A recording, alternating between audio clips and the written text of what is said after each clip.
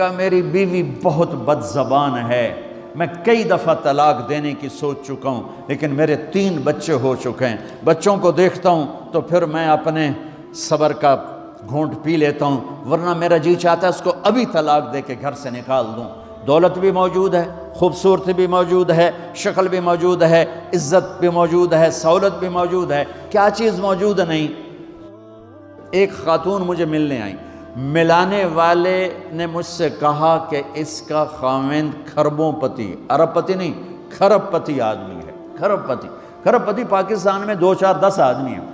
اس خاتون نے آ کر میرے سامنے بولنے سے پہلے ہی رونا شروع کر دیا، ورنہ پہلے کوئی عورت یا مرد آ کے دکھڑا سناتا ہے پھر روتا ہے، وہ روئی پہلے اور بات بعد میں۔ وہ کہنے لگی مولانا صاحب مجھے لوگ بڑا خوش قسمت سمجھتے ہیں کہ میں بہت بڑے مالدار کی بیگم ہوں، لیکن میں لعنت بھیجتی ہوں اس کی دولت پر کہ اس کا رویہ ہی میرے ساتھ اچھا نہیں، تو میں ہیرے کے سیٹ کیا کروں، میں سونے چاندی کے سیٹ کیا کروں، میں یہ کروڑوں روپے کی گاڑی کو کیا کروں جب میرے خاوند کا رویہ ہی میرے ساتھ انسانوں والا نہیں ہے اور اس کے اخلاق اچھے نہیں ہیں۔ میں آگ لگا دوں اس ساری دھن دولت کو، مجھے محبت چاہیے، اخلاق چاہیے، وہ کوئی نہیں اس کے پاس۔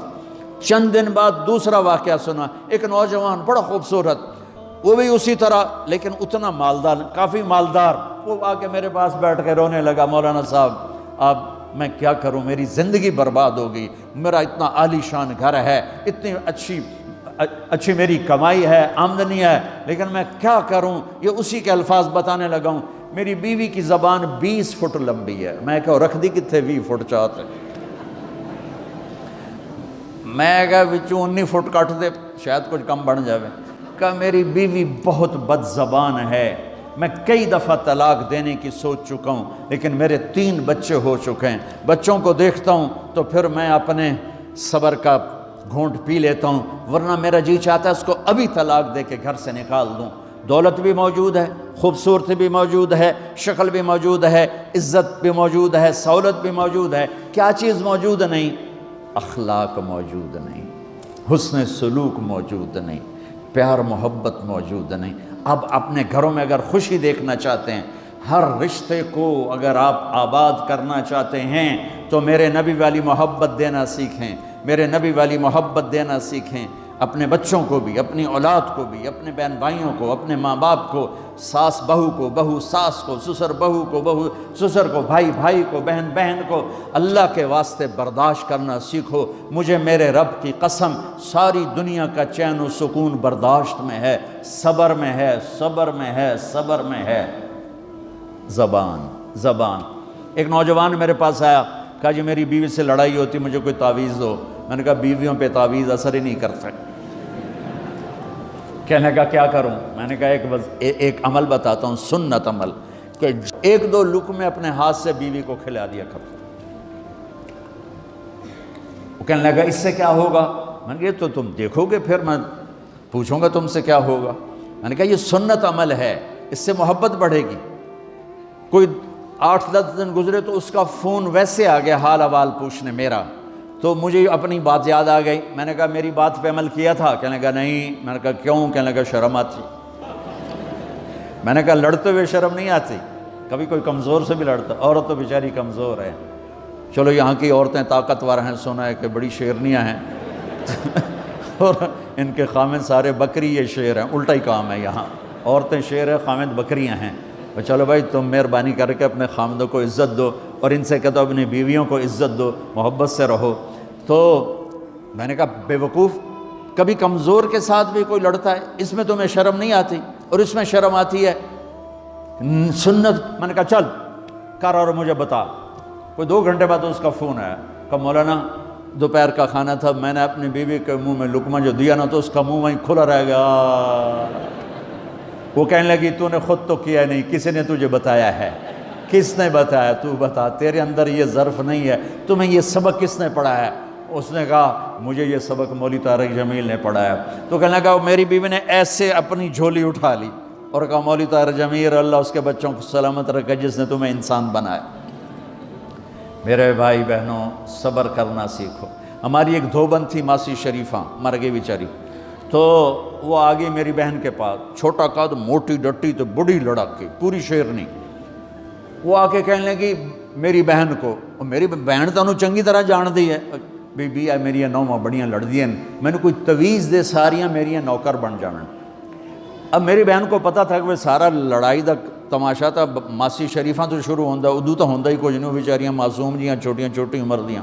تو میری بہن نے ایک تعویذ بنایا اور اس کو یوں رول کر کے نا اس کو کہا ماسی شریفاں ہن جس لے تیری لڑائی ہوئے نا اس تعویذ تو چک مار کے بہ جانا ہے تے چھڑنا نہیں، جے تو چھڑیا تو مر جانا، انہوں پکا کر کے رکھیں۔ اس نے کیا کیا؟ ماسی شریفوں کو چپ کروایا۔ اب ہمارا دیہاتی ماحول ہے، تعویذوں کی بڑا عقیدت ہے، صحیح تعویذ تو اثر کرتے ہیں لیکن اکثر تو ہیرا پھیری والے بیٹھے ہوئے سارے ہی، تو اللہ ماشاءاللہ۔ تو 8ویں دن وہ آ گئی، بی بی تو بڑا چنگا تعویذ دیتا، ساری لڑائی ختم ہو گئی۔ کیوں کہ ماسی شریفاں چپ ہو گئی۔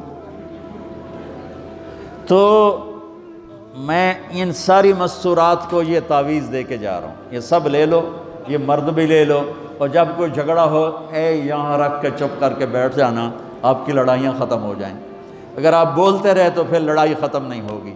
میرے نبی کی زندگی سیکھو، معاف کرنا سیکھو، محبت دینا سیکھو، ایسا نہ ہو کہ دو آپس میں بولتے نہ ہوں، ایسی بد اخلاقی سے بچو۔ اور آخری بات یہ ہے، آپ اس ملک میں رہتے ہیں، اب یہ آپ کا ملک ہے، اگر آپ کے پاسپورٹ ہیں تو یہ آپ کا ملک ہے، اس کو اس کے قانون کو عزت دو، اس کے قانون کو احترام دو۔ یہاں کی گورنمنٹ کے ساتھ مجھے پتہ چلا ہے کہ بہت سے لوگ ہیں فرضی بیمار بن کے وظیفے لے رہے ہیں، یہ حرام ہے، یہ دھوکہ ہے، یہ فراڈ ہے۔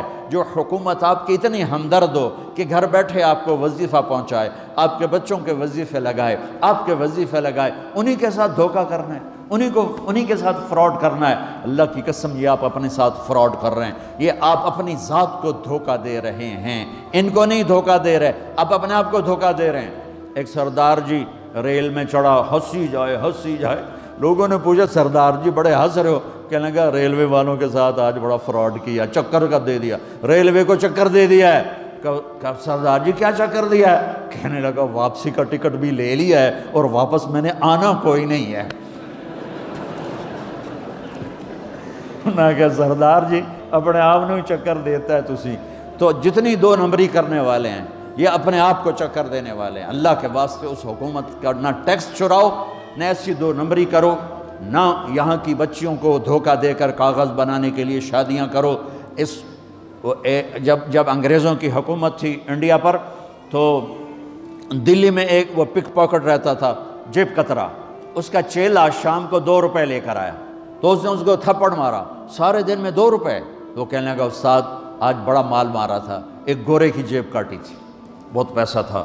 جب میں 4 قدم چلا، سننا ذرا اس زمانے کے چور کا ایمان سننا، کہنے لگا جب میں 4 قدم چلا تو مجھے خیال آیا اگر قیامت کے دن عیسیٰ علیہ السلام نے میرے نبی کو گلہ دے دیا کہ آپ کے امتی نے میرے امتی کی جیب کاٹی تھی تو میرے نبی کو شرمندہ ہونا پڑے گا۔ تو پھر میں نے کہا میری وجہ سے میرا نبی شرمندہ ہو، میں نے جا کر اس کو واپس کر دیا، اے 2 روپے اپنے دے کپ کے لے آندے۔ تو اس نے اس کو 10 روپے انعام دیا کہ یہ 10 روپے تیرا انعام ہے۔ اب آپ اس ملک کے اگر ہیں، آپ کے پاسپورٹ ہیں تو آپ یہاں کے ہیں، آپ اپنے پیچھے اپنے رشتہ داروں کی مدد کریں، جو مرضی کریں، لیکن میرے بھائی بہنوں اسے اپنا ملک بنا کے چلو، یہاں غریبوں پہ خرچ کرو۔ زکوٰۃ تو مسلمان کو دی جاتی ہے کوئی شک نہیں، لیکن صدقات خیرات پیچھے بھیجنے کے بجائے یہاں کتنے غریب لوگ ہیں، کتنے ضرورت مند لوگ ہیں، کتنے لوگ ہیں جن کے پاس گھر کوئی نہیں، کتنے لوگ ہیں جو کونسل کی طرف سے وظیفہ لے کر روٹی کھا رہے ہیں اور وہ پوری نہیں پڑتی، ایسوں کو ڈھونڈ کے ان پر خرچ کرو، ان کی مدد کرو، کسی کی جانی خدمت کرو، کسی کی مالی خدمت کرو۔ میرے نبی نے فرمایا ہر مسلمان کے لیے ضروری ہے کہ صدقہ دے، ہر مسلمان روزانہ صدقہ دے۔ تو صحابہ نے کہا یا رسول اللہ پیسے نہ ہوں تو آپ کہتے چلو کوئی بات نہیں۔ کہا نہیں سنو، آپ نے کہا بازار میں جا کے مزدوری کرے اور مزدوری کی قیمت وصول کر کے صدقہ کرے، صدقہ اتنا ضروری ہے، بلاؤں کو ٹال دیتا ہے، مصیبتوں کو ٹال دیتا ہے۔ تو یہاں رہنے والے یہاں کے قانون کا احترام کریں، یہاں کے قانون کو عزت دیں، اللہ کے واسطے 2 نمبری نہ کریں، دیانتداری سے چلیں۔ میرے نبی نے فرمایا میرا امتی ہر گناہ کر سکتا ہے، دو کبھی نہیں کرے گا، ایک جھوٹ کبھی نہیں بولے گا، ایک دھوکہ کبھی نہیں دے گا۔ تو اللہ کے واسطے دھوکے فراڈ سے چلیں۔ کہیں آپ لڑے ہوئے ہیں صلح کر لیں، پیار محبت دیں، معاف کریں، اپنے بچوں کو ٹائم دیں، ان کو اچھی تعلیم دیں، یہ اعلیٰ عہدوں پر پہنچیں، اعلیٰ جاب پر پہنچیں۔ ضروری نہیں ہے کہ تمہاری طرح مزدوریاں ہی کریں، ان کی تعلیم کا یہاں سکول بناؤ، یہاں کالج بناؤ، اپنے سکول بناؤ، اپنے کالج بناؤ، اپنی اولاد کو اچھی سے اچھی تعلیم دو کہ یہ آگے چل کے بڑے شعبوں پر اور بڑی جاب پر پہنچیں اور تمہارے لیے عزت بنے، باعث عزت بنے، باعث افتخار بنے۔